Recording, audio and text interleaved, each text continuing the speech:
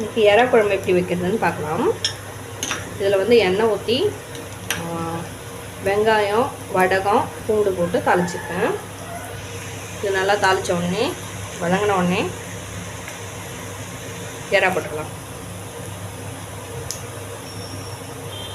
நல்லா வதங்கிடுச்சு. இப்போ க்ளீன் பண்ணி வச்சு இறா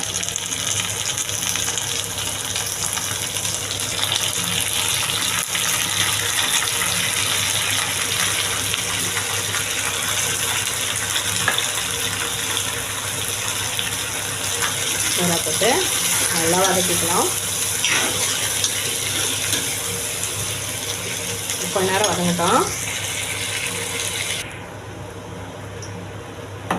அவ்வளோதாங்க, நல்லா வதங்கிடுச்சு. இப்போ அதுவே இறாவில் இருக்கிற தண்ணியே எல்லாம் வெளியில் வந்து நல்லா வதங்கிடுச்சு.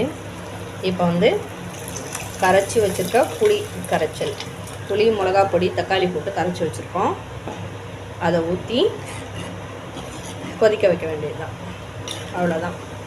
இதில் உங்களுக்கு என்ன காய் தேவையோ அதை போடலாம். முருங்கைக்காய் போடலாம், அவரைக்காய் போடலாம், கத்திரிக்காய் போடலாம்.